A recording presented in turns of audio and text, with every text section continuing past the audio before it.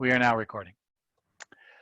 As I was saying, the three main sources of capital are debt, short-term, long-term, equity, private, which is Shark Tank money, or public equity, and the making of profits and reinvesting the profits back as capital investments into a company.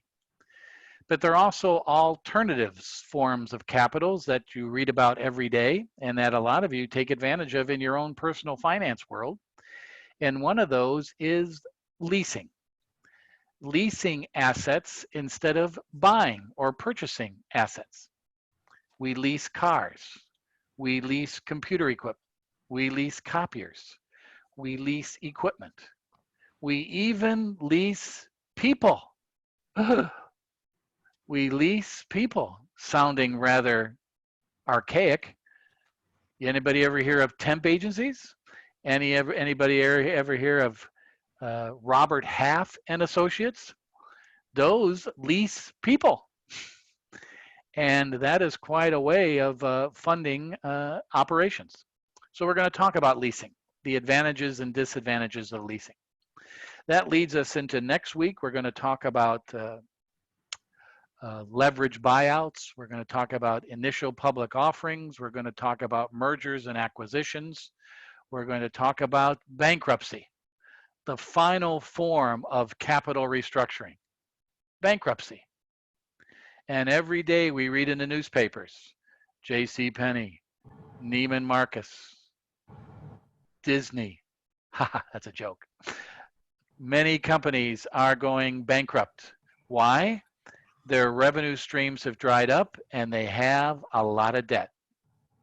One of my favorite companies in the world, I've done business with them for 40 years, Hertz Rent-A-Car. Hertz, whenever you travel, you rent a car. Hertz Rent-A-Car is declaring, or probably going to be declaring bankruptcy. Why?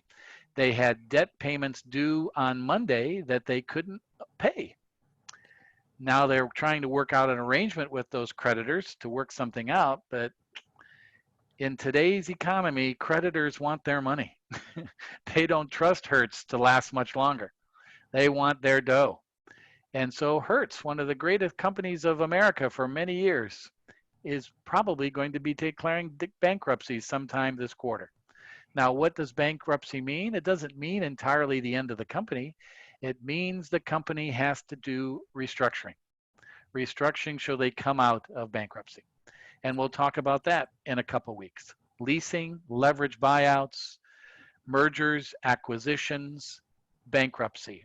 All forms of additional capital resources that we can use to manage our business. That's right, Michelle. Sprint and T-Mobile are merging now. They almost have to merge or they're going to get eaten alive by AT&T and Verizon. That's exactly right.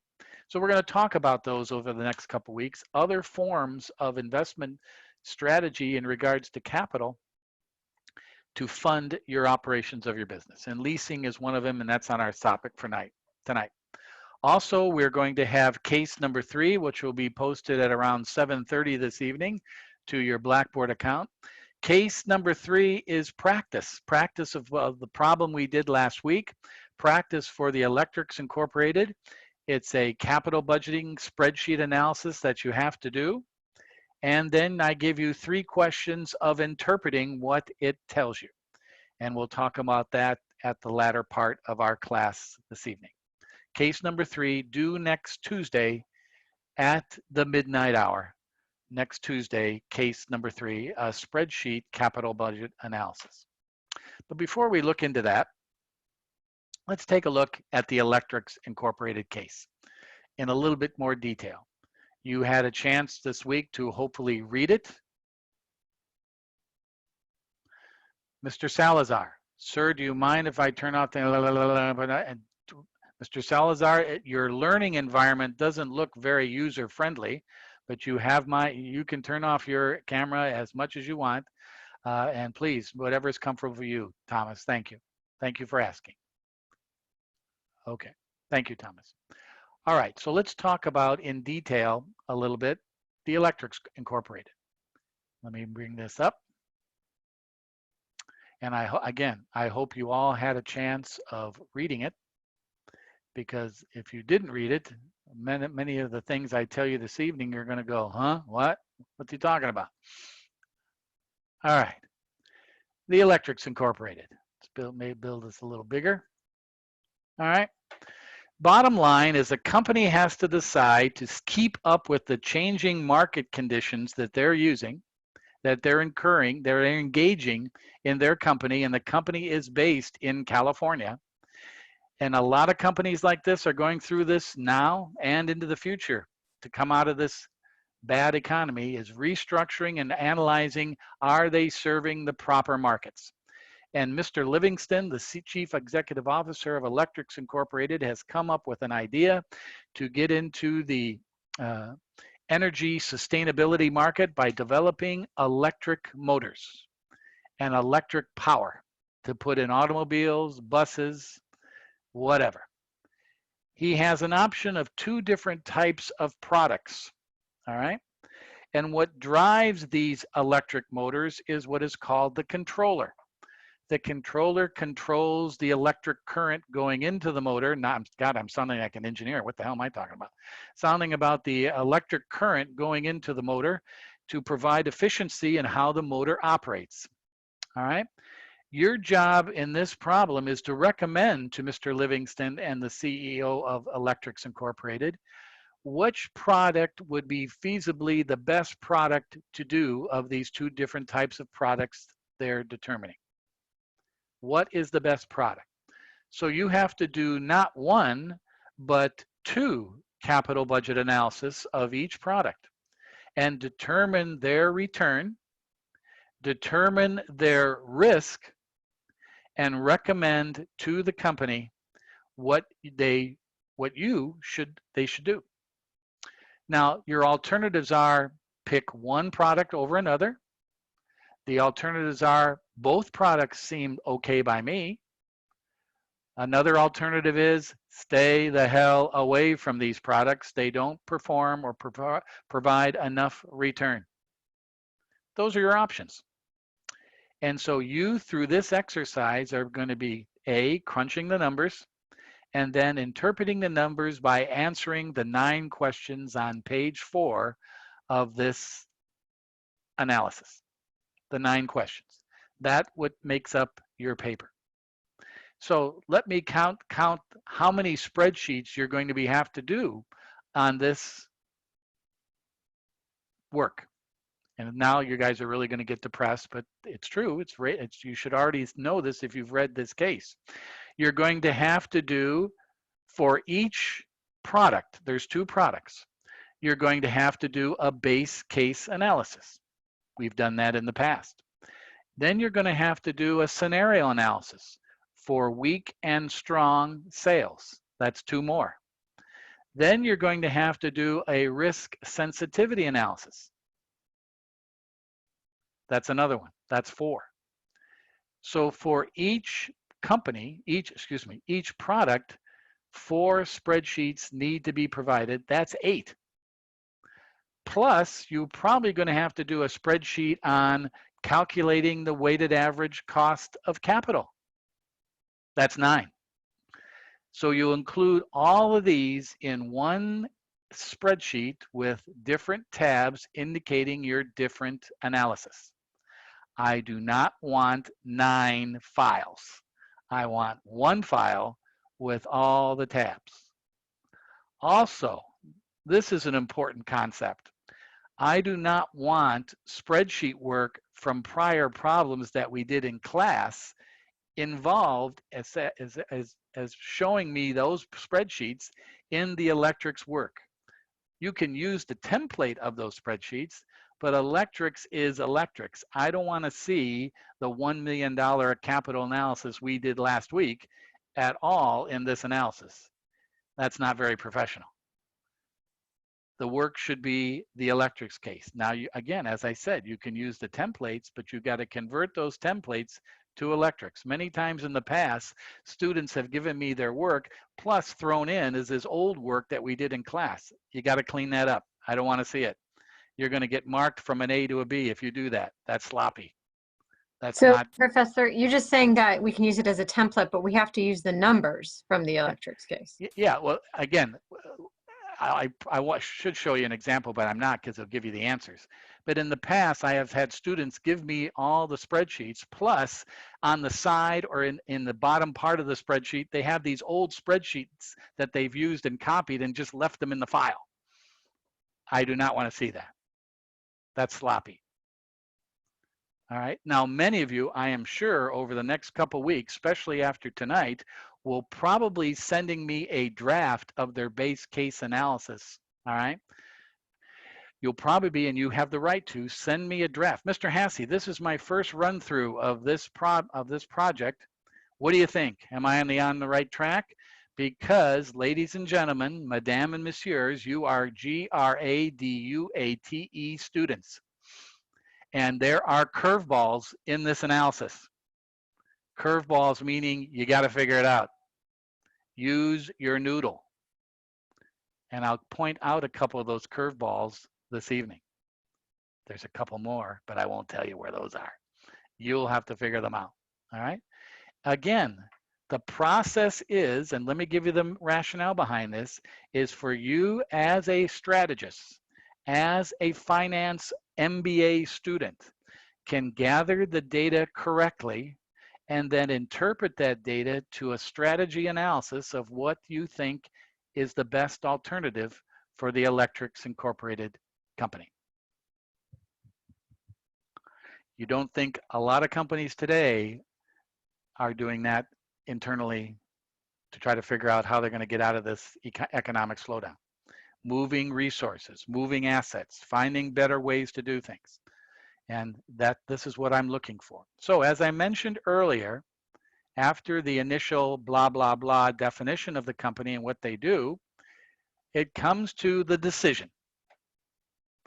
What you're looking for or what this company is looking for from you. 3 weeks after this presentation to the CEO, vice presidents of marketing, manufacturing, accounting, that's the numbers given to you in this problem, have presented sales and cost forecasts shown in the exhibits in this problem. The information presented contains the cost of production, financing information, and warranty cost estimates. Circle that, people. That's your first curveball. Warranty cost. Yvonne, what are you doing? I don't want to see all the details here. That's a joke. Sorry. What am I talking about? Let me go through that. Let me rewind. The information presented contains the cost of production, financing information, and curveball number 1, warranty cost estimates. More on that later. In addition, there are 2 options for the controller of the electric motor in the conversion kits. In other words, this company wants to put together a kit to convert a carbon or a gas engine to an electric engine. That's the sales pitch. So there are 2 options. The option 1, this is your 1 product, the CTX13. That's the controller that's going to be used to convert the current in the motor. Then you have the second product, the MT78. This product is cheaper to install, but has a higher warranty cost, which is fairly obvious. Which controller should the company use? So you have 2 products. The controller motor with CTX13, the controller motor with the MT78. Those are your 2 products in your analysis. And then as you put the analysis together with the exhibits, you have to answer these 9 questions. This is your paper. Mr. Livingston noticed that who wrote this? Mr. Livingston noticed that there's abundance of enthusiasm about entering the electric car conversion kit business. But he's cautious. He's like any other CEO. He's scared of his own shadow to make a strategy. So he's going to put the responsibility on you to come up with the decision. You have been hired by the electrics company to analyze the proposal to build the electric motor and provide recommendations to Mr. Livingston. The issues that need to be addressed in your report are the following. First of all, has nothing to do with the numbers. How much importance should be given to the energy cost situation? This is going to be a little bit different for you guys. Right now, oil is dirt cheap. Oil is dirt cheap. Is there a big rush now to install electric power in cars, in buses? But will this last for very long? Probably not. So you got to answer this question. How much importance, as a strategist, as an analyst of this data, how much importance should be given to the energy cost situation in your final conclusion? Then the next two questions have to do with weighted average cost of capital. What is the project's cost of equity? And what is the cost of debt? And what is the appropriate discount factor to use for evaluating this electric motor project? So you got to calculate the WACC. Calculating the WACC, you have to determine the cost of equity and the cost of debt. Question number 4. Which of the two controllers should be used in the conversion kit if you decide to go ahead with the project, and why? All right. Once you crunch the numbers, which is going to be the MT78 or the CTX13? That's your decision by putting together the analysis in spreadsheets. Part of this analysis is to forecast question number 5. Forecast the project's cash flows for the next 8 years. There you go. Circle that word. It's an 8-year project. Not 10, not 5, it's 8. What assumptions did you use? Well, the assumptions are from the forecasts that are given to you in the exhibits. Use the marginal accelerated cost recovery system depreciation for this case. Use that depreciation for this case.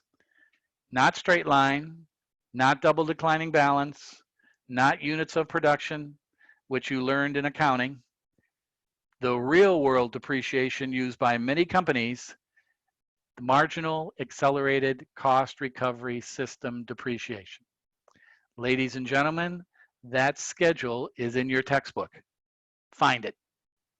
If you can't find it in your textbook, but it's there pure as day, you can just type in MACRS into Google or any other search engine, and you will come up with the schedule for that.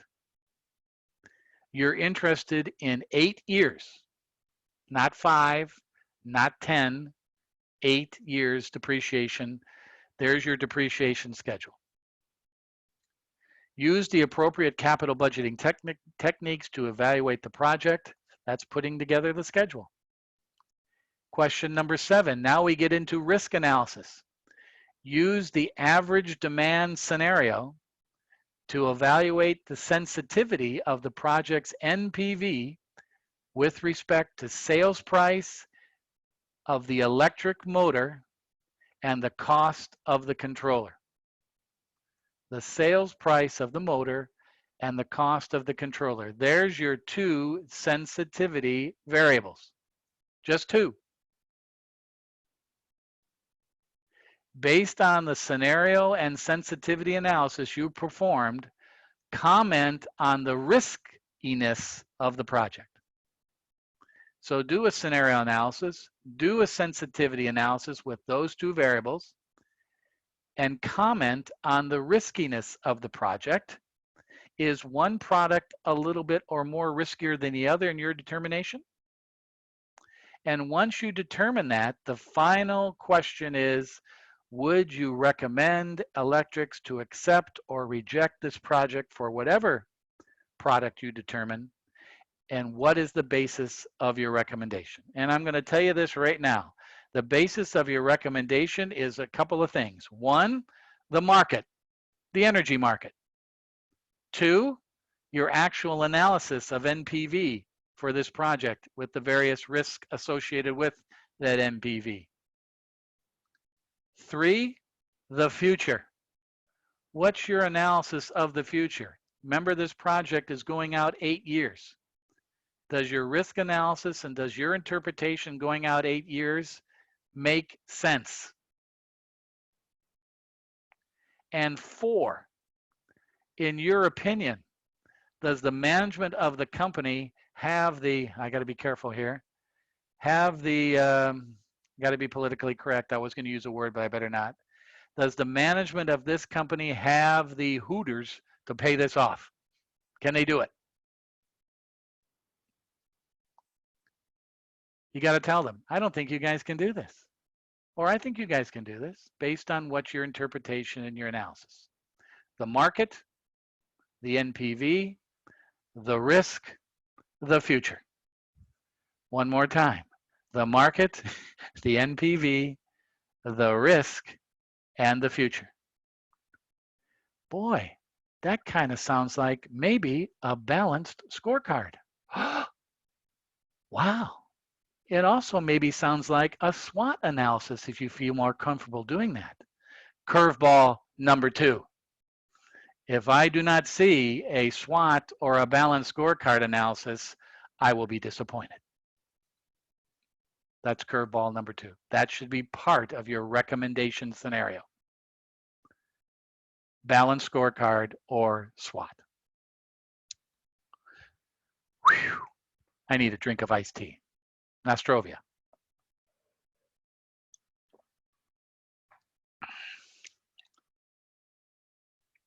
Then we have our exhibits.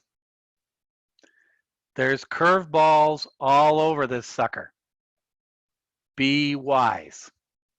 That's why it's probably wise to do the average analysis first. That's called the base analysis. And if you see fit, send that to me for a review. The average analysis first in a spreadsheet. Just do it for one of the products. You don't have to do it for both. Once you do one product, you copy that analysis and you just change the various parameters of that second product. That's so, Professor, yes, the base analysis is a spreadsheet we did in week 5. Exactly right. But also last week, remember we did the weak scenario and the strong scenario too? I'll show you guys that in a minute, okay? But I would do the average, because here's why. The average analysis is going to be used in your sensitivity analysis. The average or the base analysis is going to be used by most of your interpretations. Do that first. I give you the probabilities. I give you the price per motor for each of those scenarios. I give you the amount of output or units sold and produced each year under those scenarios. Here come the variable costs. The labor cost per motor. The parts cost per motor. Variable costs, ladies and gentlemen. James, you're not writing anything down. Are you getting all this, buddy? All right. The SG&A, that's a fixed cost. $9.5 million a year for 8 years. That's the SG&A. What's missing in these costs? Depreciation. You got to calculate that baby out based on the MACRS calculation. And then we come to curveball number 1, as I indicated earlier. Warranties. Warranties. You guys all know what a warranty is? A warranty is a promise by the maker or the seller of the company of that product. If the product fails, you either get that product replaced or fixed. That's a warranty. All right? Warranty costs are included in the cost of producing the product. But warranty costs are a little bit different. Please pay attention to the next 5 minutes. The warranty average, the variable costs are labor and parts, and SG&A is the fixed costs to produce the motor. Then they say this little line. Average warranty cost per electric motor for the first 5 years is $75 a year. The present value of this cost will be used as a cost figure for each electric motor produced year 1 through year 8. So, in other words, if I buy this motor and buy this product from this company, I get a 5-year warranty. After 5 years, no warranty. But that holds true for a warranty of a product purchased in year 1 and year 8. Year 8, you get a 5-year warranty. Year 1, you get a 5-year warranty. Year 2, 3, 4, and so on. The question that you guys have to solve, and the key word here is the present value of this cost, will be used as a cost figure for each electric motor. You have to take those 5 years of costs and present value them into one number, and that will be your warranty cost for the motor for every year of the product. You're lumping all those 5 years into one cost figure and putting that cost figure as another variable cost for the product being produced every year. Now, part of this product is not only the motor, but the controller. These are your two products. The motor costs up here are going to be the same for the CTX13 and the MT78. I want you to combine these costs of the motor with the controller costs in your analysis. So these are your two products. Spreadsheet 1, CTX13. Spreadsheet 2, MT78. And there's a couple of variable costs here. $1,280 for the price of the controller and installation per unit.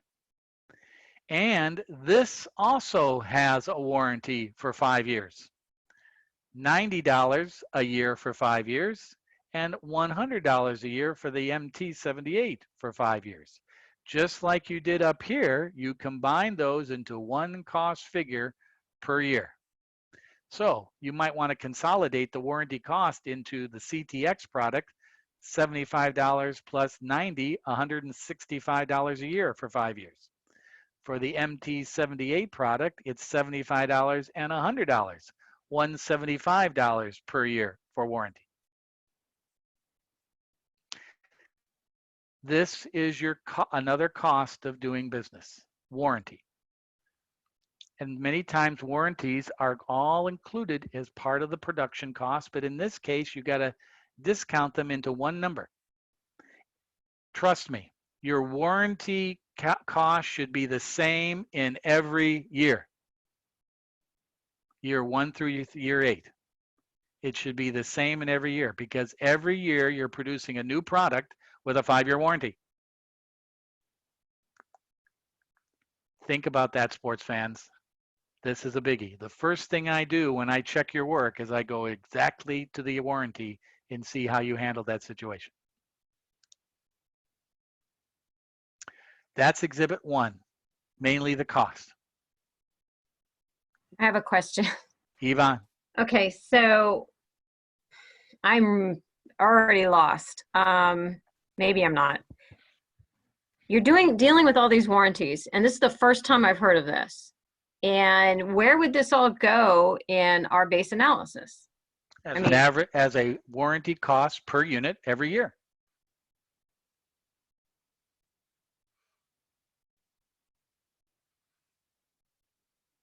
So under the inputs. Yeah, it's a cost. Just like labor, parts, SG&A, it's a cost.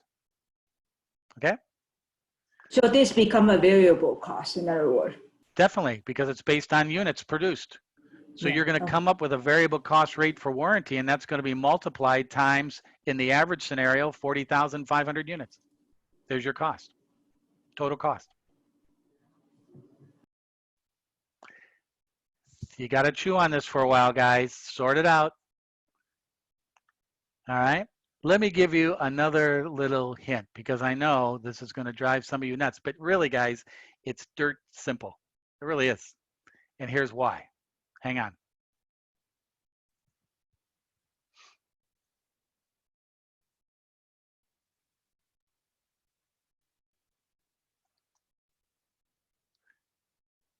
Everybody see my whiteboard?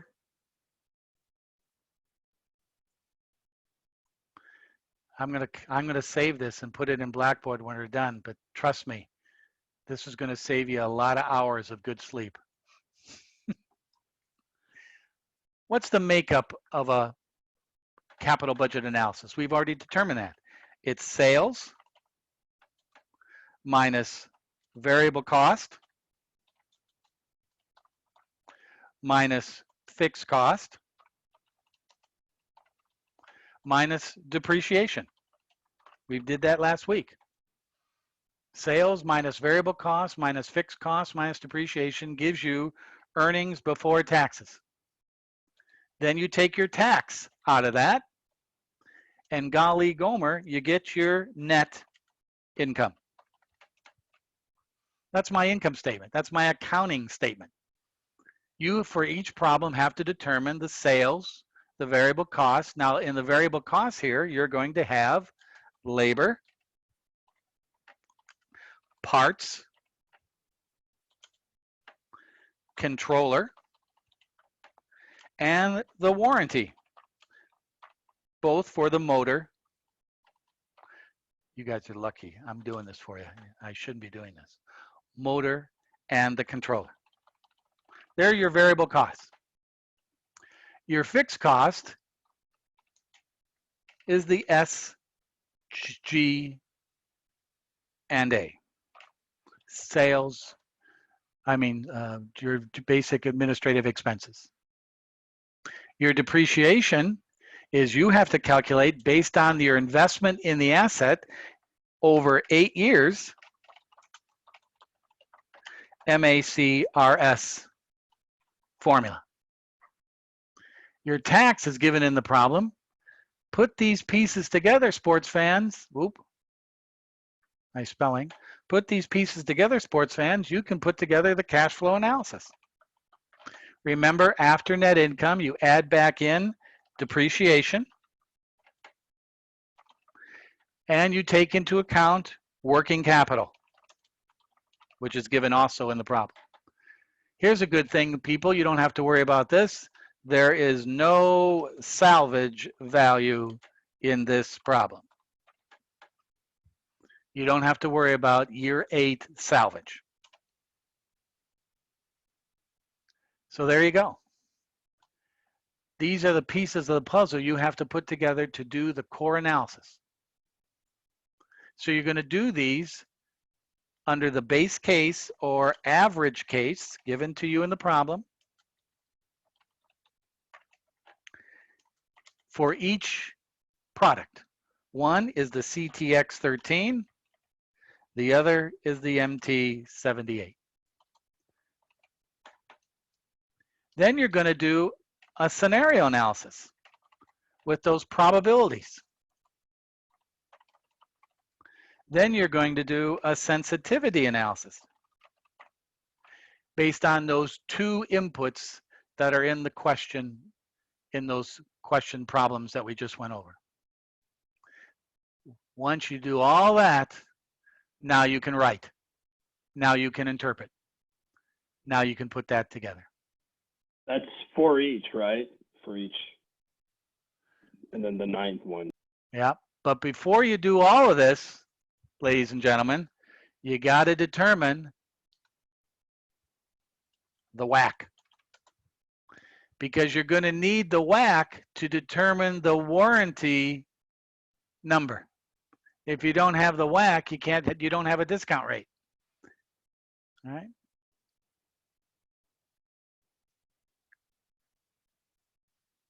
Okay, again, what's the 9th? I'm doing 2 products, 4 things. That's 8. That's 8. WACC is the 9th. And some of you might have a 10th to go to 1-800-I-NEED-HELP Anonymous. Sorry, that's a joke. I'm telling Actually, you. our Go math ahead. is, okay, so we have 2 base analysis for each product, right? Yes. That's 2. Scenario for each product, that's 4. And a sensitivity for each product, that's 6.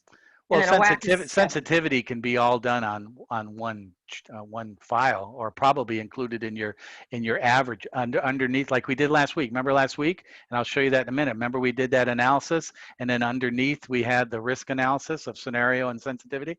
That's how I would do it, because you're going to need that information anyways to do those charts, to do that information. So I put that all on one. Make sense? But Right, also one guys, for each product. yeah. Also, who gives an RA about the number of tabs? You guys should be able to figure that one out. You know the information that's needed. Go. Some of you might do this all in 3 files. You put it all on. You might put all your scenarios in one file. You might do the risk on that file. You might do a WAC file. Yeah. However you do it, I just need to see all that information. Okay. But your first thing you have to do is the average analysis. That will set the stage for you to complete all the rest of this information. All right. Now, I'm going to save this so we have it. All right. Put this away. And now I'm going to bring this up here. If I can remember where it is. Ah, here it is.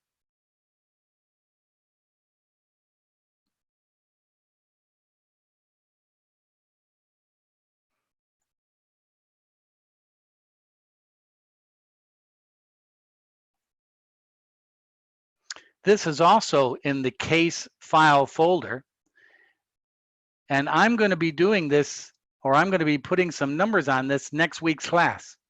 But this is the checklist by which you should fill in these blanks. As you fill in these blanks, you'll be ready to do your work. You should start off by determining the WAC, which we're going to talk about in just a minute. You should talk about determining the amount of investment, how much you're investing in the asset. What is the life of the investment? What is the depreciation every year? Is there a salvage? And I just told you that there's 0 salvage. Determine what is the sales per unit, the variable cost under the average base analysis, and go down this checklist. Once you do that, that's the checklist that you should do to fill in the pieces of the puzzle. All right. For the next 3 weeks, we're going to be doing these. Be a good idea if you kind of start putting these together.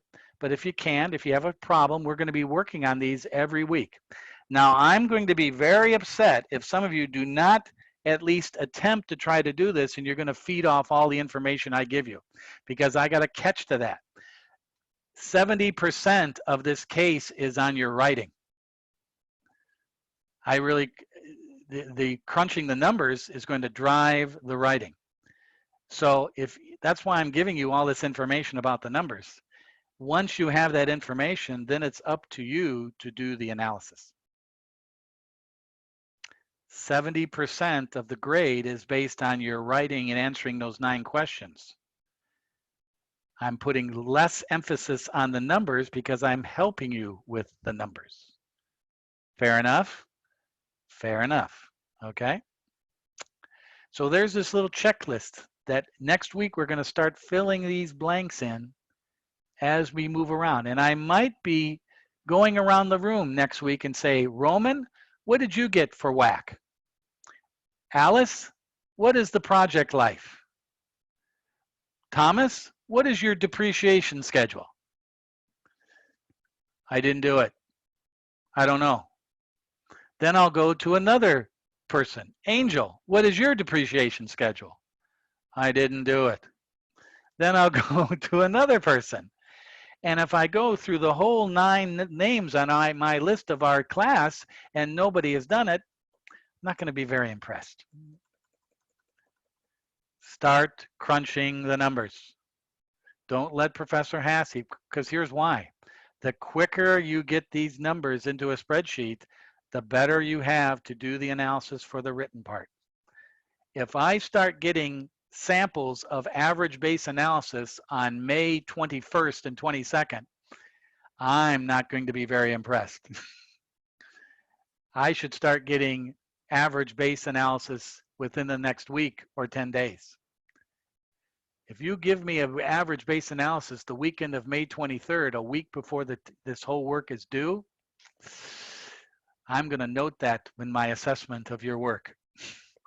So be prepared for that, because you should have at least, because remember, you're going to be doing other cases at the same time of all this stuff. So you should have most of your number crunching by May 17th. That's 2 weeks before the due date, because you're going to need 2 weeks to do a proper interpretation of this data if you want to get an A. Okay? So the numbers are, it's still important, but the numbers are not what I'm looking for. I'm looking for how you analyze and write about this. Communication. You're doing this paper in an APA format. Communication, presentation, blah, blah, blah. Your exhibits to the paper will be your spreadsheets. You don't have to print out and paste all the spreadsheet information in your paper. Those will be exhibits. You'll refer to those exhibits in your writing. Professor Hasse, Exhibit A is my WAC analysis. As you can see, I determined the WAC to be Mr. Hasse, Exhibit B is my average base scenario analysis for both products. Here's, as you can see, is the NPV and the return I'm projecting off these investments. Thank you.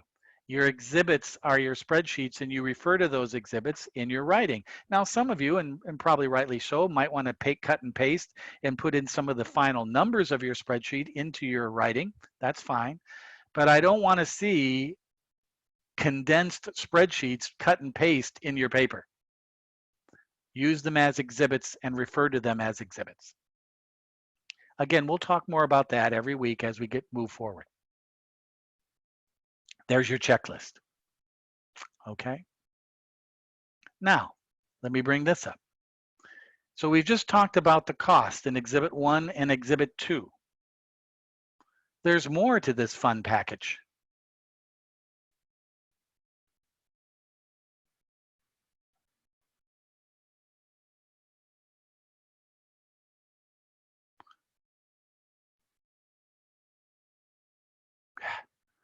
Computer problems here. There we go. There's Exhibit 3, the investment. In year 0, the investment is $17 million. That's the investment in your asset. The project life is 8 years, and there's 0 salvage value. As we mentioned earlier, the MACRS depreciation schedule is used for this product, meaning it won't be straight line. It'll be a different amount every year. And again, that MACRS depreciation schedule is located in your textbook, or you can get it from any source out there. Finally, the working capital rate is 10% of annual sales. The investment in working capital, like we've seen before, will be recovered in the final year of the project. So that's our investment. $17 million plus a 10% working capital cash flow requirement in this case. Then we get into how are they financing this sucker? And there's a couple of curveballs here, and I'm only going to be mentioning one of them. What is the capital structure of this company?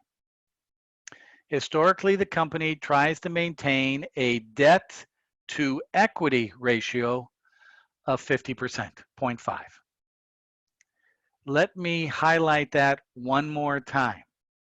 Historically, the company tried to maintain a debt to equity ratio equal to 50%. And then I go on to tell you what the reason for that ratio is, why it's that. But the debt to equity ratio here, this is a curveball that I'm telling you about here. The debt to equity ratio does not tell you the exact capital structure of this company. Remember, the capital structure of a company is the relationship of debt and equity to assets. But if you know the debt equity ratio, you can determine that relationship. Another curveball. There's at least one more here, but I'm not telling you about it. The tax rate is 35%. The inflation rate is 3% every year. 3%. Where and how you incorporate that inflation rate is up to you. But you're going to practice that this week in case number 3. I'll say that again. You're going to practice that this week in case number 3. Now let's determine what it costs them to get the money, the cash, the 17 million bucks plus working capital. The company's bond rating is roughly at the high end of the A range. Surveying the debt market yielding the following information about the cost of debt for different rating levels. The company currently has a bond rating of an A. So their cost of debt is going to be driven by the risk in the market, and according to this problem, it's at the high end of the A range. You pick which interest rate you will use. That's all interpretation. The cost of equity. You have practiced this before. The current 10-year Treasury note has a yield of 0.691%. The forecast for the S&P 500 market premium is 7%. The company's overall beta is 1.25. Sounds like the capital asset pricing model to me. Cost of debt, cost of equity, capital structure. Cost of debt, cost of equity, capital structure. Those are the pieces to determine WACC. But look what Professor Hasse is doing here underneath all this. Beta analysis. The following information is about the companies that manufacture generators, their competition, their risk in the market of their competition, and their subsequent levels of debt to equity and percentage of income that's generated from the generators in this business. Right now, this business is only 50% of Electric's revenue stream. Other companies, it's up to 90%, 95, 85. Electric's does other things besides producing motors. My question to you all is, why is the Hass man giving me all this stuff? Why is Professor H, when he already gave me the capital structure relationship, I have to figure out the cost of debt, I have to figure out the cost of equity with the beta of the company. Why is he giving me this? This separates getting 100 on the case and 95, 94. You'll get an A if you don't do this or you miss it. But if you want to get 100, why is Professor Hasse giving me this information under the financing exhibit in this case? Gonna have to chew on that a little bit. I'll give you a couple hints in the next couple weeks. But if you, for now, just calculate your WACC based on equity, capital structure, and this cost of debt and equity information, that's a good place to start. So, ladies and gentlemen, there you go. You're going to practice a lot of these techniques in case number 3 this coming week. All right. Also, let me bring this up.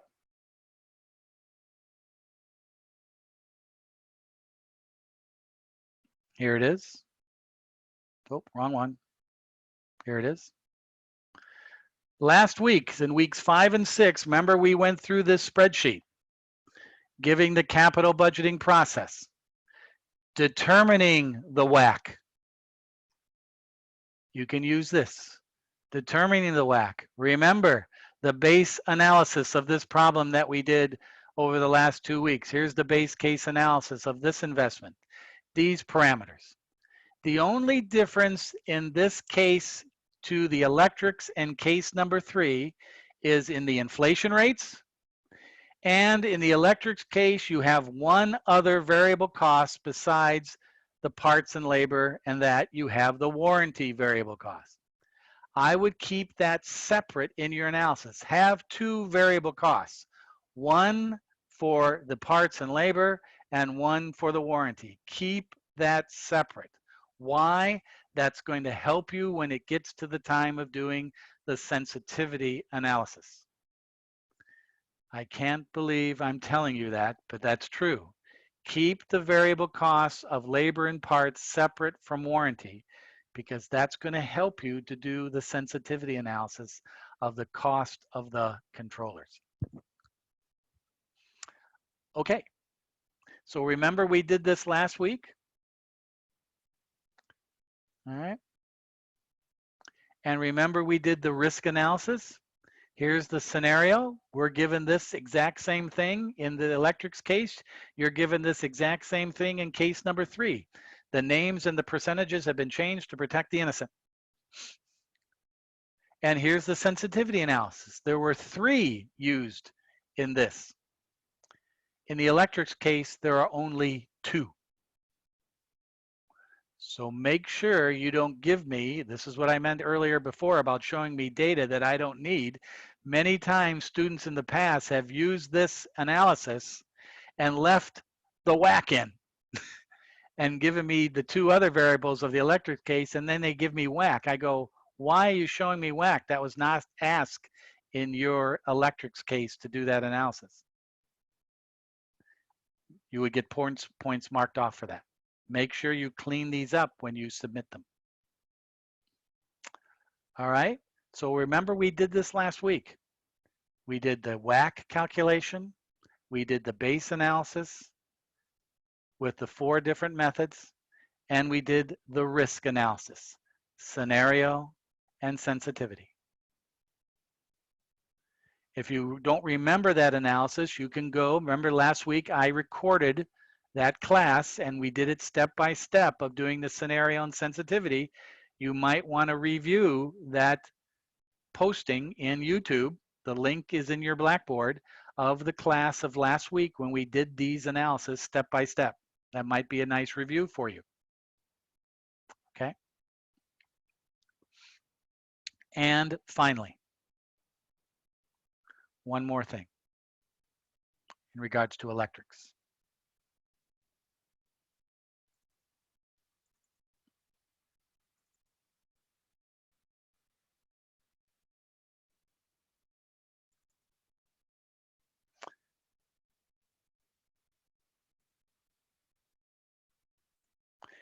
Also in the electrics file folder is the rubric. And there's lots of information about parameters and inputs in this rubric. If you have not read it, make sure you do, because here's why. I tell you what I'm going to be grading and how I'm going to be grading it. I'm going to be looking for the calculation of the value of the warranty, making the engine choice, calculating the depreciation, forecasting the cash flows, including inflation. And here is a big hint about the 4th exhibit. Recognize that the pure play method must be used to estimate beta. Identify the peer group for estimating the industry beta for trucks.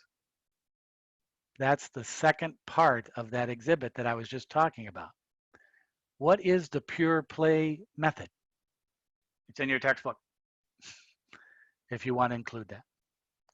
Calculating the hurdle rate. I'm asking you to correctly determine the NPV, the IRR, the profitability in your analysis, in your base analysis. In the scenario analysis and sensitivity, I'm just concerned with the NPV. But in your base analysis, I want to see NPV, IRR, and profitability. Don't worry about payback. And then I want to see NPV in your scenario and your sensitivity. And here's the sensitivity. Here are the percentages you will use in the sensitivity, plus or minus 5, 10, and 15%. The variables are already given to you in the question.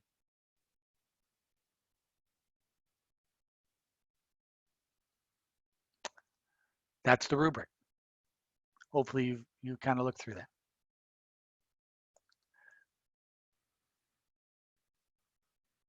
So ladies and gentlemen, that is the electrics case. Here's the attitude by which you go about solving this. Put it together in pieces. Follow the checklist. Follow the checklist. Follow the checklist to do the variables. Then you already have the templates. Remember the template that we did last week that I just showed you, and fit and incorporate that into the template. All right? Put the pieces together, but do it in a, and again, trust me people, do not wait till May 26th or 27th to put this together, because you're going to need time to put the pieces together in all these formats. Do not wait to the last minute. You're not going to be successful. You put this together as you, I worry about case number 3 this week, because here's why. Case number 3, you're doing a lot of the exact same things you're going to be doing in the electrics case. So let's see how we do that. Let's see if we can do that. And then once you're done with case 3, now you have the basis by which you can go forward and put the pieces together of the puzzle. But you go by the checklist. That makes things a lot easier. A lot easier. All right. Any questions? Now, again, I would take advantage of my Friday afternoon happy hours and our office hours. That's a good time to hash out questions or concerns. Now, granted, some of us work during Friday afternoons. You can just say, Mr. Hassey, are you available on Saturday or Sunday? And we will set a time of getting together on the weekends. No problem. But remember, folks, I'm teaching 125 students this semester, and a lot of those students have case papers due that same weekend that you do. And they're all going to want to have my time those last week or so before they're due. Out of the way now, and you'll be a lot better off. Okay? But trust me, when you, and this is my Chamber of Commerce speech on this. Yeah, this is a pain in the neck. Yeah, this is a bunch of number crunching and interpretation. I understand that. But if somebody looks at your resume and sees that you have an MBA degree from the University of Laverne, they're going to expect and want to know, could you give me your experience in capital budgeting, risk management, assessment? What? What are you talking about? Yes, you got an MBA, don't you? Well, give me an example or give me your experience in an MBA, capital budget risk interpretation analysis, and a paper or a presentation that you did. Never done that. Well, I guess I won't be talking to any Laverne MBAs anymore. This is an important part of strategic decision making at this level. It's huge, trust me. And it's tough. But it's a good skill, a good experience to go through. A lot of you may have already done this in other classes like the Road Kings, the best case, the best trucks, California best trucks case. Some of you might have already done that, but this is taking it up another level in the electrics case. But here's a good thing. Look at me. Notice how cleanly shaved I am today. I look very presentable. Last week I looked a little ugly. I look a little better today. Maybe that makeup helped, but whatever. I am here to help you, not have you pull your hair out, all right?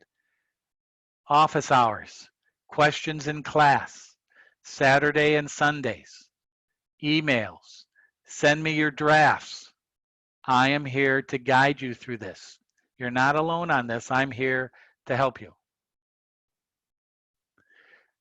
Michelle says, how in the world, I would use the word hell, how in the hell do I remember this 1 year from now?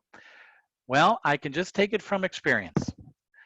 Michelle, I learned this when I was 25 years old. And when I went to work 2 years later, I knew exactly what I was going to be doing. I knew exactly how to do it. Remember, the mind is a scary thing. You remember things. But also, here's the good thing. You can always refer back to your work on this. You can always open up Blackboard. I leave Blackboard open for life. So you can go back to Blackboard and see this. You will, once we're all done with this, I will give you the solution spreadsheet on this project. All right? I won't give you a paper, but I'll give you the solution spreadsheet so you have that. How did Professor Hasse do this? You'll get this when I get it back. Trust me, Michelle, you'll remember this. Professor Hasse. What? I thought I'd ask you this question. I asked you this question because I have a niece who is Seattle. You have a niece who's in Seattle? Yes, go ahead. She's a senior financial analyst for Apple, Microsoft. Cool. And I asked her the other day, I said, do you know how to do capital budgets? She says, well, I haven't done them in about 4 years. She goes, but it's like riding a bicycle. So I'm like, okay. Exactly well, right. I'm on training wheels, so. you're guys, you all are on training wheels. Are you kidding me? This stuff is not easy. This is advanced MBA finance, guys, okay? This is not easy. All right, I know it's not easy. That's why you guys are sitting here. You guys have been through the wars. You've gotten your undergraduate degree. You've got work experience. You've worked your way up. You're at this level now, and you're ready to, who's that arm there? Angel, who is that? Who is that? Get him on the camera. I want to see who this is. Bring him on here. Let's have a guest host here. Let's have a guest. He's delivering my dinner. I'm just bringing her dinner. All right, who is this guy? Is this your husband? No, boyfriend. Oh, boyfriend. What's your name, sir? Michael. Michael, thank you. Did you bring us all a Coke or anything or any food for the whole group? I did it, but next week. All right, Mike, I'd appreciate it. Thanks, Michael. No problem. Angel, he's a good-looking guy. You're not a bad-looking guy. Is he rich? He's got a lot of money? Okay. You don't have to answer that. What? Okay. All right. What did he bring you to eat, Angel? Beyond Burger and broccoli. Boy, last of the big spenders. Angel, Beyond Meat? Yvonne, Wow. Beyond Meat. Beyond Meat. Hey, Alice. Oh, we just did a report on that. oh, yeah. last term. Beyond Meat stock went up big time today, by the way. Didn't I tell you, Angel? All right. Well, that was nice to meet Michael. I think every week we should invite people in here so we can meet them. Roman, you got anybody there we can meet? No, just me by myself here in the room. You're the That's smartest about it. guy I know. You're by yourself. That's the best way to handle it. Good job. No. All right. So let's get back to this. Michelle was talking about, am I going to remember this? And she's exactly right. To her friend who works for Apple, it's like riding a bike. Once you go through the experience, yes, you're not going to remember it exactly, but it sets your mind into strategic thinking. Right? That's the key. And you guys are going to laugh at that. But it's just like riding a bike. I haven't ridden a bike in 30 friggin' years. All right. But I bet you tomorrow, if I go out and get a bike, besides I better wear a helmet, but I'm going to ride a bike. Why? Because my brain thinking remembers that. It's the same thing with this. All right. The same thing of going through this exercise step by step, answering, filling out the puzzles, doing the analysis. Darlene, don't look bored. This is exciting stuff. I can see you. All right. So this is part of the exercise of thinking, strategic thinking. And at this level, this is huge for you guys. Trust me. Yes, it's tough. Yes, it's a pain in the neck. But aren't you guys paying for that? You want this to be a cut and paste little stupid exercise that you'll never use again in the rest of your life? You're going to be using this. You're going to start a business. You're going to, for so many things. Okay, that's my Chamber of Commerce for tonight. All right, when we come back, let's take a break. When we come back, we're going to run through the articles that we read a couple of weeks ago or last week. I'm going to highlight a couple of areas of each one of those articles that you might be able to use in your analysis, okay? We'll talk about those articles when we come back, and then we'll spend a little bit of time on leasing and chapter 19. All right, guys, I'll see you back here. I'm going to put on some good music, which you guys probably won't think is good music, but good music, and we'll be back at the 7:20 hours, 10 minutes. Eat your dinner, Angel. Go.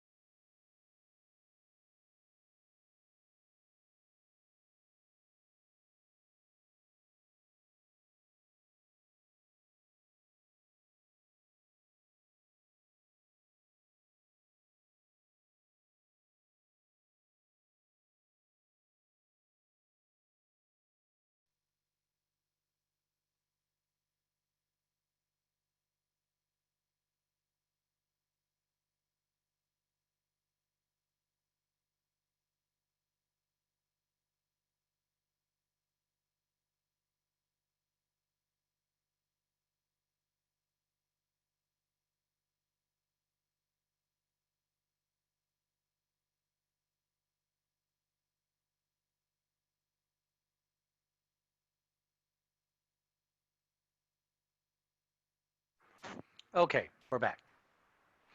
Beyond Meat is in our tummy. Maybe a quick shot of Jack Daniels. We're ready to go. Okay.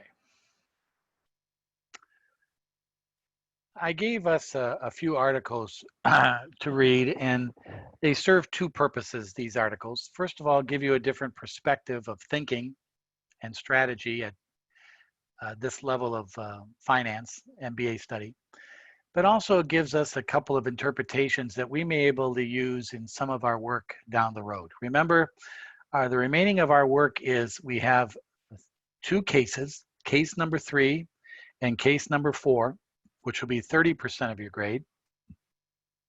And then we have the electrics case, which is 20% of your grade. So we got 50% left to go. And the reason for that is the first 50% was mainly getting used to the basics, understanding financial statements, getting used to certain situations, and getting used to this online thing that we're doing this term. And now the second half of our course, these case 3, 4, and electrics, is you, yes, still dealing with information and data, but how to analyze and strategically learn from that data, how to think, how to use that data to think and analyze and think about what's going to happen in the future. That's the second half of this course. So I don't know if any of you have any experience in this, and if you do, please comment on this.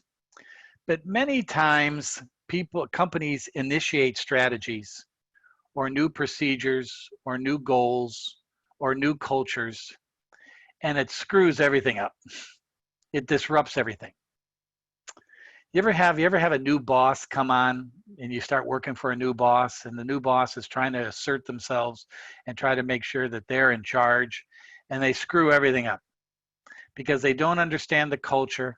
They don't understand the people that work for them. One of my biggest pet peeves, and I run into this all the time, is managers who do not know their employees, know what they can do, know what they do in the organization. How can you be a manager if you don't know your people, know the quality of your people or the poor quality of your people? You can't run anything. It happens so much these days. So how do you implement a new strategy without screwing things up? The Electrics Incorporated is developing a new strategy, a new market. How do they do this without screwing everything up, making it sure that it works properly? Well, there's a couple of key paragraphs in this article that I wanted to highlight. And it's the very first one. Throughout most of modern business history, corporations have attempted to unlock value by matching their structures to their strategies. There you go. Remember, the goal of finance is to maximize the value of the company. How do I maximize value of a company? I develop organizational structures. I develop a culture. I develop marketing strategies, distribution strategies, production strategies. All these strategies have to come into one being, one total package to make this a success. Two business models are used in the modern America to either centralize or decentralize structures. There's the multinational company, a company that crosses borders and does many different things in many different parts of the world. They have a different type of strategy than mom and pop company here in Southern California. How you centralize your business models and understand those business models is a key to developing a non-disrupting strategy. I'm going down here to say this. What kind of system do you need to make decisions? A management system can be defined as a set of processes and practices used to align and control an organization.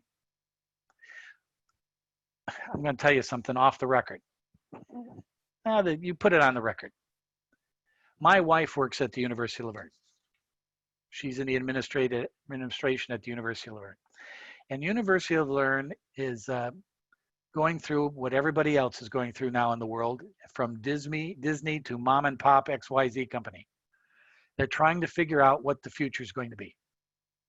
What's going to be the future? What do they need to implement to get ready for the future? The future of no students, more students, the future of online versus non-online, the future of everything. And every company is doing that now. Well, before you figure out what's going on in the future, you got to have a handle on who's making decisions and is there efficiency in your organization, and making sure that those strategies are the right strategies for your company in this situation. Are the processes and the internal structure of your company set to make these decisions? At many companies, they're not. And it breeds trouble. It means disaster. It means you might lose people, key people. It means you might lose the market share. It might mean you might lose the history of the company, the future of the company, excuse me. Look what's going on in Disney today. I bet you a lot of people, Yvonne, correct me if I'm wrong, are bashing their heads against the wall. When can we reopen up our cruise line and reopen up our theme parks?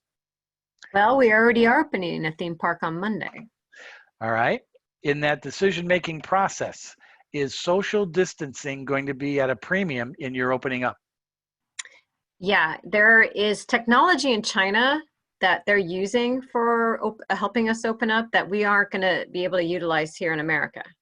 So Okay. that's what's the big difference is Yeah. technology, and the culture of China is a lot different than it is in America. And that's why it's going to work well.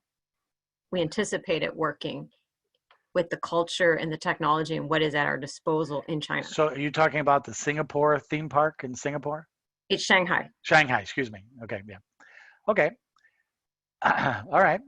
So we'll see how that works out. Is the systems, is the policy, is the strategy in line with what we think is going to be happening? Will people want to come back to Disney? And I'm sure they will. But are they going to come back in the numbers that will spawn return to profitability? Have to wait and see on that. So they talk about a variety of systems, both in the financial and the customer perspective. And I'm looking for something here that here we go. The writer says in this last paragraph, and then we'll move on to something else. In our experience, a management system based on the balanced scorecard framework is the best way to align strategy and structure. The interpretation of the finance, interpretation of the culture or the customer, interpretation of the market, interpretation of the world, and you're fitting into the whole industry. Incorporate that balanced scorecard into your strategy and structure, and you do that correctly, it'll be a success. The balanced scorecard-based system therefore provides both a template and a common language for assembling and communicating information about creating value in your company.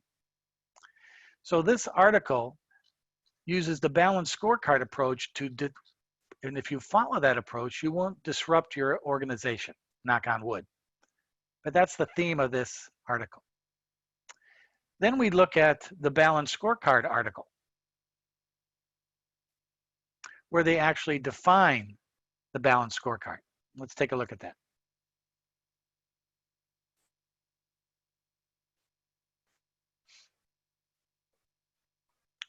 What is the balanced scorecard article?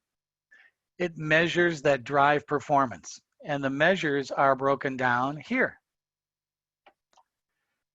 Where a SWOT analysis looks at strengths, weaknesses, opportunity, and threats of a particular strategy, the balanced scorecard looks at how it affects finances, your customer, your internal structure, your infrastructure, and the future, innovation, learning. It takes a look at it at a different perspective. It takes a look at performance measures at 4 key sectors of your business, not just strengths, weaknesses, opportunities, and threats of a single policy or a single analysis. How it looks at how it affects your bottom line, your financial numbers, how it affects your customers. Do they like this structure? Do they like this strategy or not? How do you communicate that strategy to your customers? How does it affect the relationship of your employees in the infrastructure and the organizational management of your company? And does it provide for future growth and learning in your organization? Does it provide for feedback, positive or negative, about how you handle this into the future? That's one of the key things, and here comes a key hint to some of your casework. That's why the capital budget analysis is so key. It provides a financial perspective of the return of a decision-making of an investment in an asset. But at the same time, it also gives you analytical review of the future. Because once you put a capital budget together, let's say for electrics, you go out 8 years. Now you have a tool to review how this proceeds into the future. Do you follow when the actual numbers start coming in and the results? Is it according to your original plan, your capital budget? A variance analysis. You can do a variance analysis of the actual to the budget analysis that you did in year 0. It gives you feedback, a return. Did I do it right? Well, let's keep the same culture, this same strategic decision-making process the same. Let's not touch it. Or if you screwed up, did you do bad? Did your numbers not match out to your plan? What went wrong? Was your risk analysis totally off? Did you pick the wrong variables? Were your scenario percentages of probability wrong, totally wrong? So these are returns of the future, not only a financial perspective of the investment, but how it applies to future decisions and reaffirmation or disapproval of your strategies today into the future. That's what the Balanced Scorecard helps us figure out. This is a good article. I've used it a lot in my management career. Of course, that's why now I'm unemployed and retired. No. Let's take a look at the last one. Not as exciting, more of a bean counting article. It's the NPV.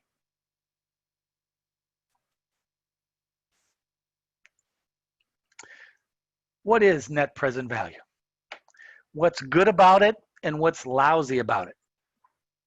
And how you might be able to use this in your case study is, all right, I did the NPV. I did the time value of money. I've discounted everything back to today's numbers. But is this a good analysis? Does this actually tell me yes, I'm going to make money or not? This article talks about that.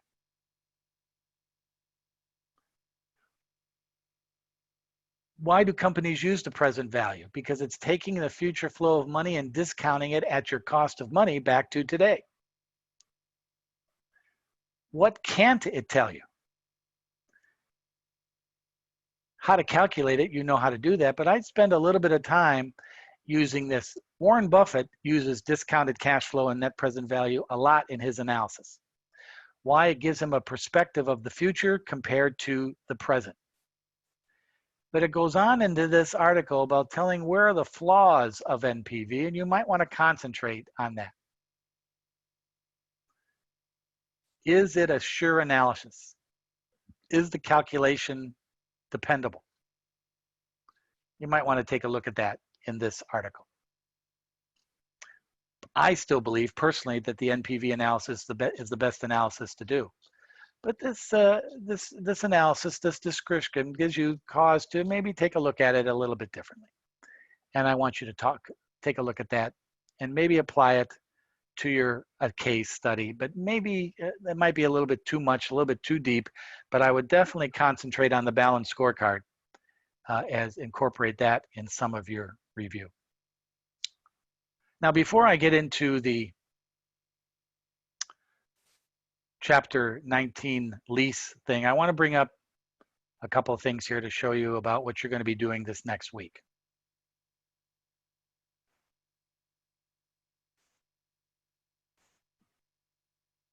Because I have a feeling, just by the vibe I'm getting off the computer here, a lot of you are coming to the end of your rope for tonight.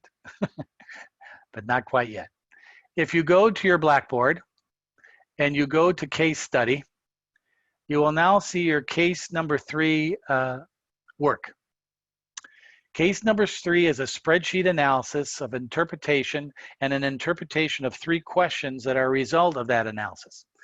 I think this is the best practice for the electric case. The electric case asks you to do a spreadsheet analysis for 2 products, and then you have 9 questions to sort out. This is kind of a mini practice to the electrics case.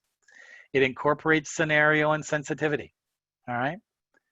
So basically, all this analysis is going to be on a spreadsheet, but then if you feel like it, you can interpret and answer the 3 questions in a Word or PDF format, or you can stick them into the spreadsheet analysis, whatever is easier.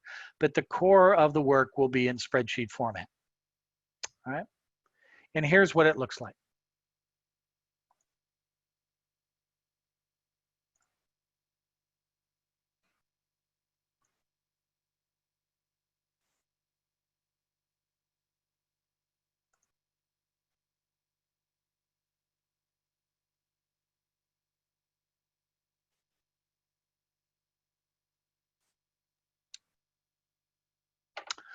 All right.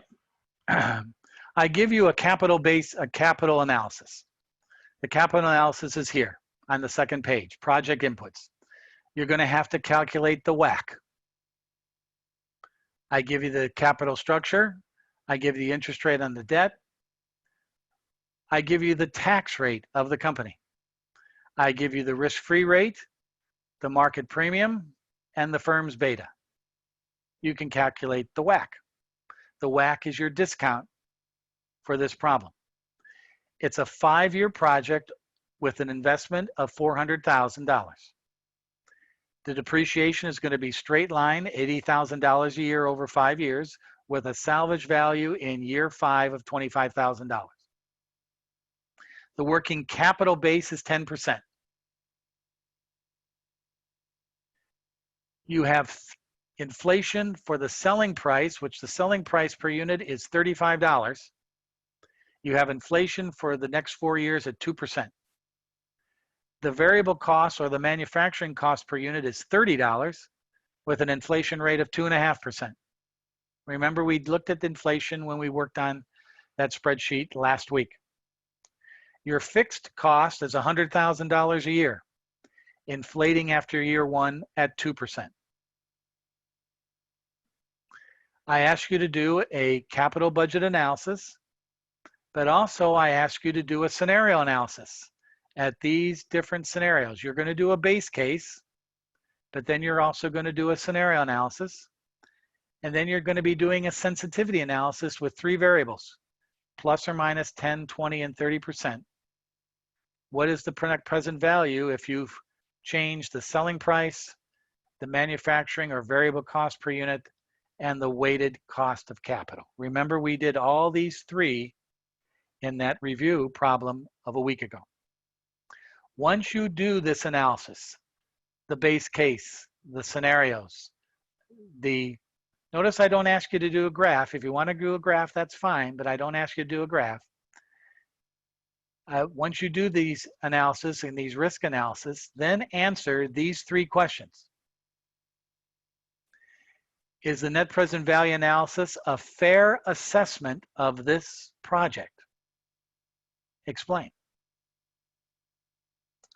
How does this capital budget risk analysis fit into a balanced scorecard analysis? And would you recommend approval of this project? Explain. Does the risk analysis affect your decision? All 3 questions that are going to be part of your electrics case. All 3 questions you need to, once you gather all this data and put it together,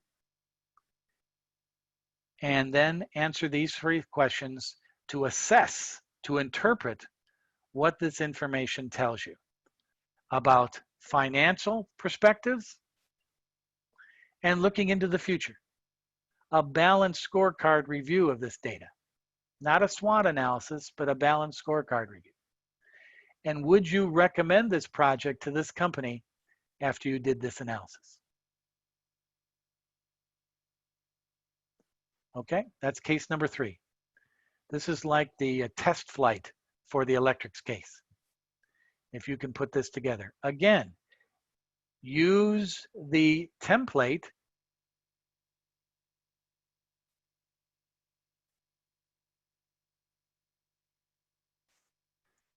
that we did last week. Remember, the base analysis is here. This was 10 years. Now you're working with 5 years. There's the base analysis. Here's the scenario analysis. Here's the sensitivity analysis. You don't have to do a graph you don't want to. I'd be impressed if you did. And look, the same variables are used here. So you don't even have to monkey with that. So this is the setup for this case number 3. Okay. This is the case, this is the setup for case number 3. So you can use that template from last week, but the key is, again, whoops. The key is making sure, again, this is good practice. And where did it go? Here it is. The key is these 3 questions. Can you interpret that data and how? I'm not looking for pages and pages of analysis. Just a couple of paragraphs would suffice for each one of these questions. All right? 2 or 3 paragraphs would suffice. Don't feel like you got to write a ton. I'm not looking for that. I want to see, this is practice of how you would handle, once you put the data together, how you handle this analysis and interpret it. And the articles we did kind of help you do that. Yes, question. So you want the spreadsheet submitted as well, along with the analysis? The spreadsheet is what I'm looking for. I want to see the spreadsheet. All an analysis work should be in a spreadsheet file. You got to turn in the spreadsheet. I want to see the analysis. Then on one piece of paper or on inside the spreadsheet on a separate tab, you answer these 3 questions. But the spreadsheet is the key, because I want to make sure all you guys can handle this, can do this analysis before we go further into putting the pieces together for the electrics case. This is exactly like the electrics case, except there's no warranty and the depreciation schedule is a little bit different. This is exactly like the electrics case, but there's no warranty in this case, and there's no salvage value in the electrics, and there's different sensitivity variables. But it's good practice.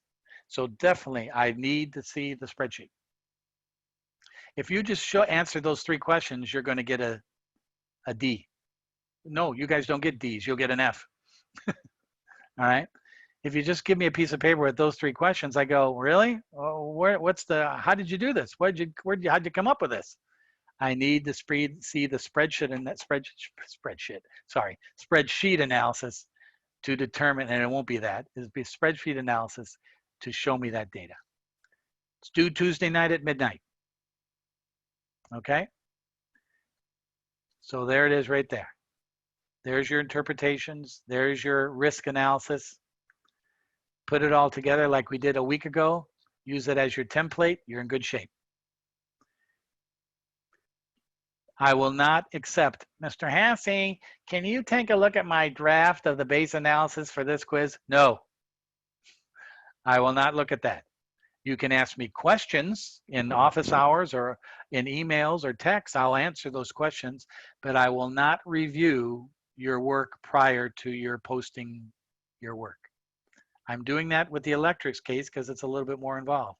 But here, you're on your own as far as sorting it out. Okay? But you can ask me questions about it, but I will not review a spreadsheet if you submit it. I will not do that. Any questions on that? So take this, download this, begin to chew on it, begin to set it up. If you have any questions on Friday, I'll be around Friday afternoon, and I'll be around all weekend. All I do all weekend these days is just sit in front of the computer and wait for your calls. That is my life as of now, but that's a good thing. All right. So there we have that. Good. And we move on to our last segment.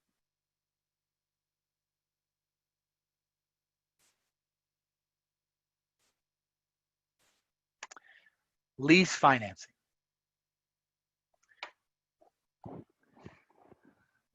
Many years I leased a car. Why did I lease a car? Because I wanted a new car every 3 years. Why did I lease a car? Because I treated it as a business expense.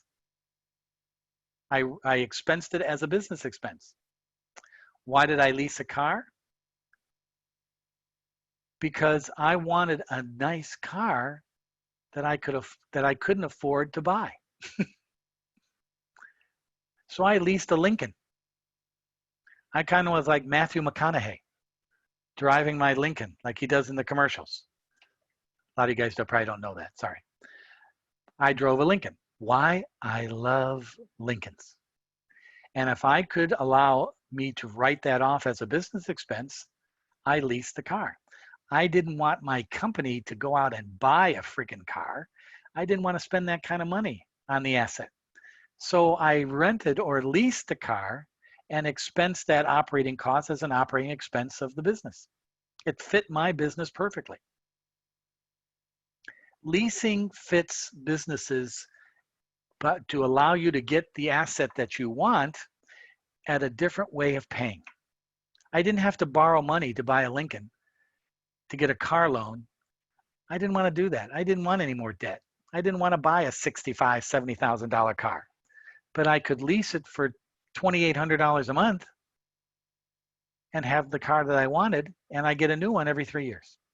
So leasing fits in, but here's the disadvantages of leasing.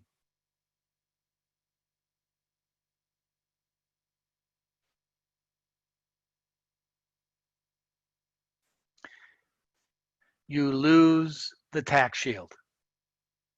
When I purchase an asset, I can depreciate it. You guys have seen this. When I purchase an asset, I can depreciate it. I can get deductions from on my income statement, on my income tax return. I lose a tax shield. And if I finance the purchase of the asset, I lose being able to deduct the interest expense on that asset. If I lease, all I get is I can deduct the expense of the lease rate. But if I own the asset, I get the advantage of having tax deductions for interest and depreciation. That's a key. So many times companies say, you know what, we're not leasing, we're owning. It depends on the asset. It depends on the company. A lot of companies lease copiers. A lot of companies lease computers, desktop computers, laptops. A lot of companies lease telephone systems. Why? Because the technology changes every time you turn around. Why should I go out and buy a computer, a laptop that's going to be in 2 years obsolete? Then I have to go through the whole process again of purchasing, spending a lot of money, and all that sort of thing. Why don't I just lease those assets? Oh God, did any of you guys see the sunset tonight? I'm looking out at my window. Oh my God, you guys probably can't see it. The sunset tonight is unbelievable. Holy moly. It's gorgeous. Okay. So you lose the benefits. The advantages of leasing are, number one, if you lease, you just have one payment and that's it. And you can get the asset renewed at the end of its life. You get another one. But if for an owner, if you purchase an asset, you get tax benefits.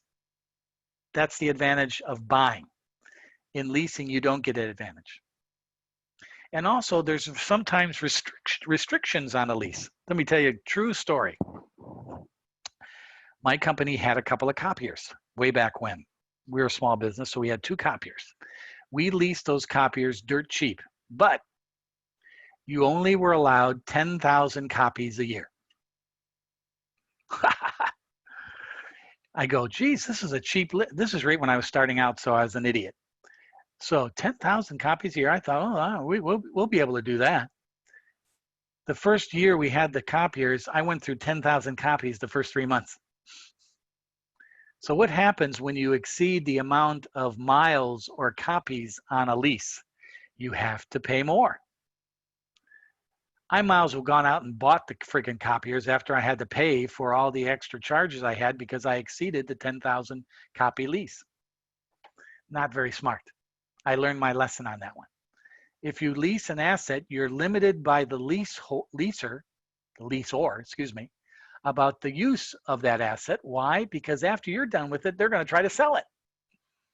And it'll lose a lot of value if you beat the hell out of it with 10 million copies. It's not going to be worth anything. That's why they set limits on miles of a car in a lease. That's why they set limits on copies of a copy machine. I have a question here. That's right, pay up. So one of the things you have to watch with a lease is you can't exceed the requirements of the leaseor on that asset. That's a big deal. So in chapter 19, I want you just to be able to distinguish the difference between a lease and a purchase. All right? The tax shield is what you have to concentrate on. Also, you have to determine the cash flow. And I'm not going to ask you to determine the cash flow, but here's an example of that. All right? Again, I'm not going to ask you to do this, but this is the difference between a lease and a buy. If I decide to purchase an asset, all right, I'm going to have a loan payment, and then I have to pay off the loan. I get positive cash flow from the depreciation. Notice this is a non-amortized loan, so the loan payment is interest only until the final year. You're going to get tax savings on some of that loan. You're going to get a salvage value. You're going to have to pay tax on that salvage value because you fully depreciated. And then you have net cash flow. Notice the net cash flow in year 2, you have positive cash flow. The advantage to lease to purchasing is you get these certain tax advantages. But if I was leasing, not that one. If I was leasing, all I would have is the lease payment. Of course, I do get a tax advantage because the lease is an operating expense and I get to deduct that on my taxes. But notice the net cash flow is a lot different than when I decided to purchase it because I have to pay back the loan, even though I get some tax advantage. In this case, the lease is a lot cheaper. Whereas purchasing, my net present value is 591 of these cash flows compared to 572.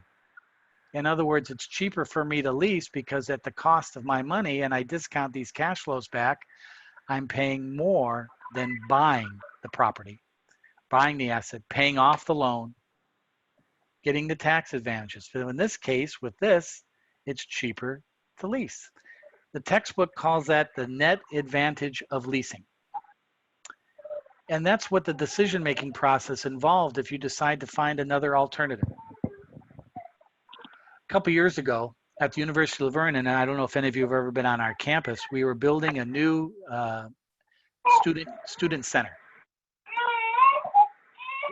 Well, it wasn't that bad, but it was bad enough. It did cause some tears, but it wasn't that bad.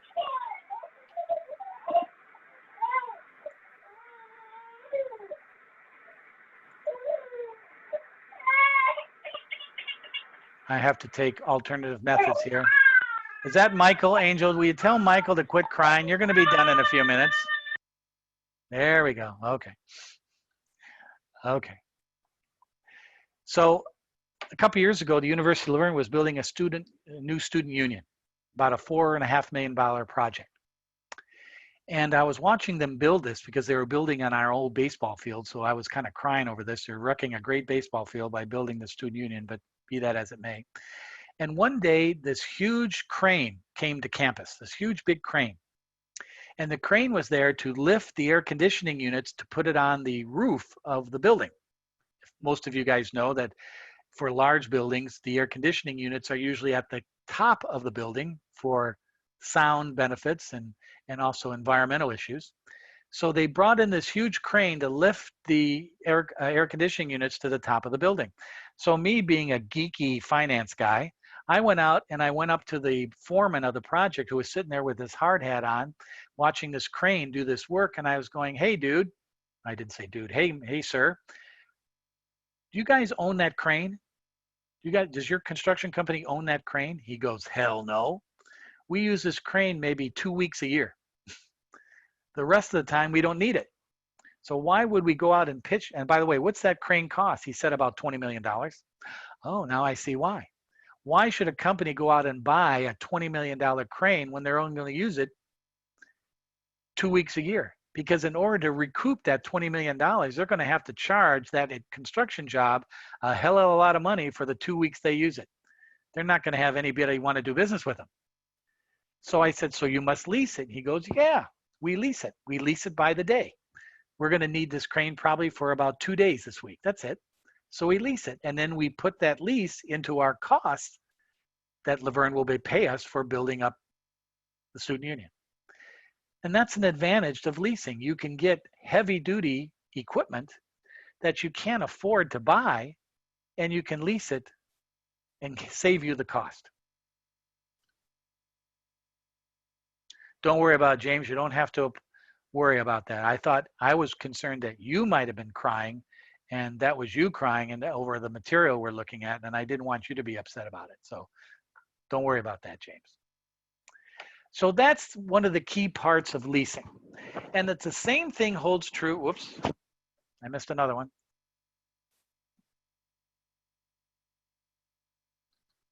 Okay, so one of the key things about leasing is it gives you the ability to get quality assets at not a huge investment, but you lose the tax advantage. And that's one of the things I want you to remember about this. Because remember, what we're talking about is alternative ways of getting assets. I run a company, and my payroll expenses are getting out of hand. Fringe benefits, health insurance, retirement. I can't keep up with my payroll. What do? You know what? I think I'm going to have ADP do my payroll. I think I'm going to have Robert Half do my accounting. I think I'm going to have Paychecks do my HR work. So I now can let go all those people, and I no longer have to pay them fringe benefits. But how do I get the work done? I lease them through ADP. All I have to pay is one flat fee. ADP will pay them the payroll taxes. ADP will pay all that. I don't have to worry about it. So I have ADP do my payroll. I have Robert Half do my basic bookkeeping and accounting. I have Paychecks run my HR, do all my HR document. If any of you know this about businesses, the state of California is a nightmare in regards to HR. Unemployment insurance, reports about the makeup of your employees. It goes on and on and on. It's very expensive. So we hire agencies to do that for us. That's leasing people. Many times if business is good, not like today, but if business is good and you have to put on a second shift on your production line, you might lease people from a company to supply the people for that second shift. You don't have to pay them fringe benefits. All you have to pay is the company that's paying these people a fee. So leasing is not only physical assets, plant and equipment, it's also people. And more companies are doing that. Now it gets to a point in a company where leasing becomes a hindrance, because as your company gets larger, your company has their own specific traits, own specific culture. And a company like ADP or a company like Robert Half can't do that. They just spit out people just to do basic tasks. But as you get more sophisticated, maybe you need people in your organization to handle this. Yvonne, does Disney use ADP? Any payroll service? Probably not. Why? Because Disney has a different employee base. Sorry. We actually have our own paying service called Disney Worldwide Services. Yeah, but it's owned And, by Disney. Yeah, and we okay. also have for the executives, they have another paying agent. Yeah, but it's owned by Disney. It's Right. not, The only time we service out is productions. So we'll use cast and crew or entertainment partners. Yeah. yeah. So every company has their own little mix-up. For example, at the University of Laverne, we use ADP. We use a food service called Bon Appetit, and we use a landscaping company. We have our own HR. Wish we'd get rid of those guys, but we don't. But we have ADP, we have Bon Appetit, and we have a landscaping company. So we are saving on roughly about 55, 60 employees. Now, again, the poor employees that had those jobs, that's not right. But we're running a business and we're trying to be efficient. So in those cases, this type of dealing with this situation is appropriate. So that's another concept of leasing. You lease people. Anybody ever try talking to a technology firm and you get on the phone and you're talking to somebody in Singapore? You're talking to somebody in India? You're talking to somebody in Hong Kong or Taiwan? They're subcontracting customer relations to these companies in other parts of the world. That almost killed Dell Computer about 10 years ago. Finally, their customers said, I'm not buying any of your products if I have to deal with somebody in Singapore. I want to deal with somebody in Texas. And Dell had to change. So this is another part of the leasing aspect. Now, I have shown you this or given you this a spreadsheet. Again, you do not have to be concerned about that. But again, if you ever want to do an internal analysis, should I lease a car or should I buy a car? Should I lease a copier or buy a copier?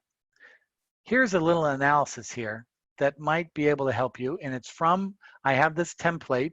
It's called Chapter 19 Lease Example, and it's in Blackboard this week. And you might want to look at that as a way of looking at this. And here it is right here. Kind of tough to look at here. I'll make it bigger. But what I do is I review the difference between a purchase of a $1.5 million asset and the lease of that $1.5 million asset. Here's the analysis that they talk about in Chapter 19. It takes the loan payments and the interest. You get tax advantages to the interest and the depreciation. You get a salvage value. You have to pay tax on that salvage value. And here's your net cash flow over the life of purchasing that asset.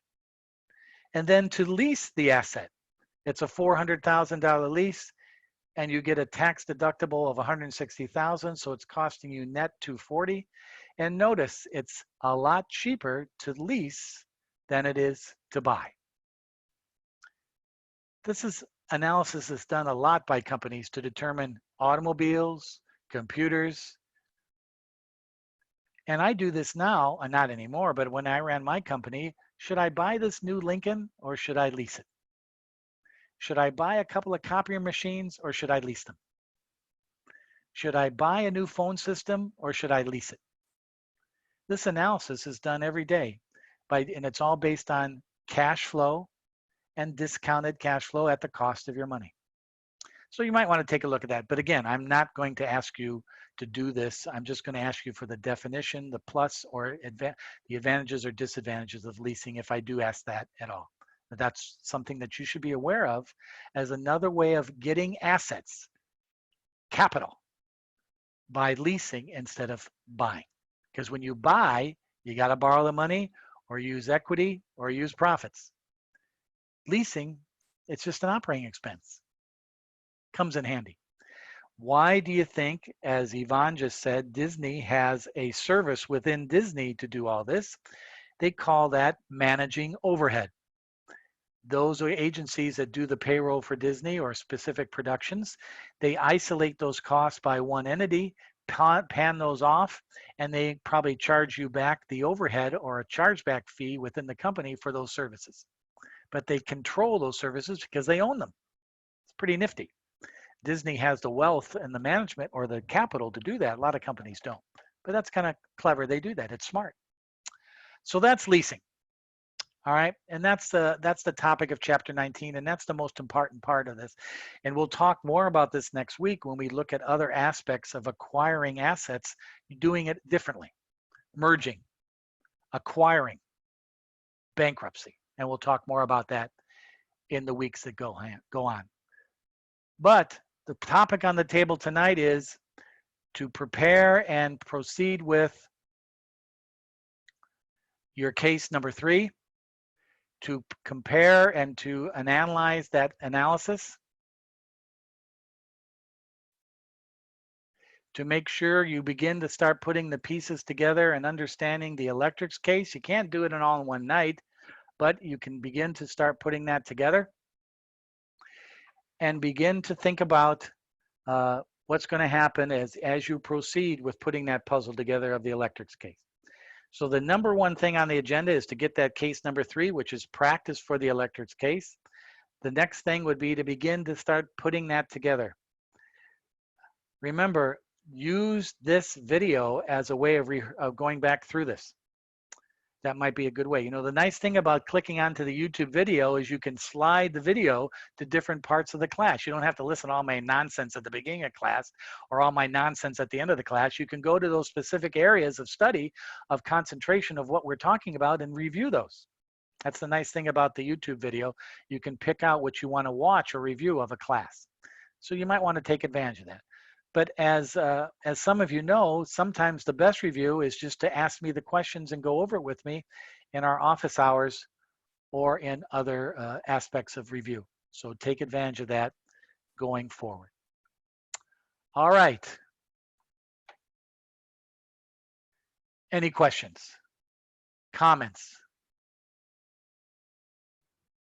And this may be unfair, but I actually did a little research during the break about depreciation. Yes. And what would you say our project is defined as? Is it a 5-year or 7-year? Well, if you look at, I got to watch how I answer this. Because this is part of the assessment is how you sort this out. Yvonne, I would look at, if you look at the accelerated cost recovery schedules, you'll see 8 years.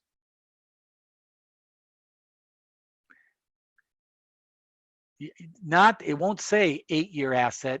It'll say something else, but I get all choked up about this, very emotional. You'll see under that asset class, 8 years of calculations. That's all I'll say. Okay?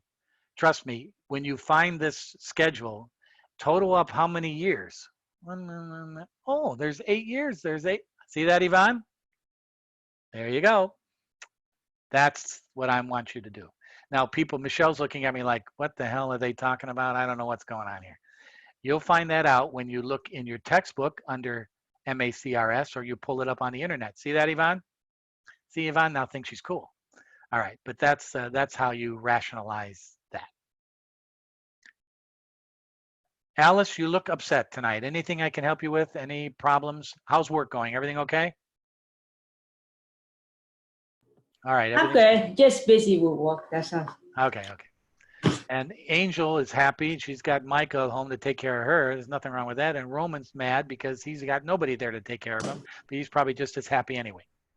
James has got a crying kid. And Darlene is, Darlene, you need to, where are you there? You got to get some you got to get a backdrop behind you, something like a pretty picture or something.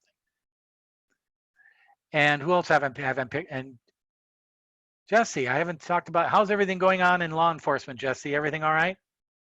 Not good? I'm sorry. Okay. You were involved in that LAPD beating the hell out of that guy the other night, were you? All right, good. Thank you. I saw that, and that was not very cool. All right, Jesse. You can beat the hell out of me because I deserve it, but don't beat the hell out of anybody else. That's all right. All right. Well, there's no questions. I'll post this recording tomorrow to Blackboard and to YouTube. I'll be around Friday afternoon and the weekend if you guys need any assistance. And I appreciate you. Guess what, guys? After tonight, 3 classes left. Michelle asked me, how is my Cinco de Mayo? Michelle, I am a gringo from the state of Michigan.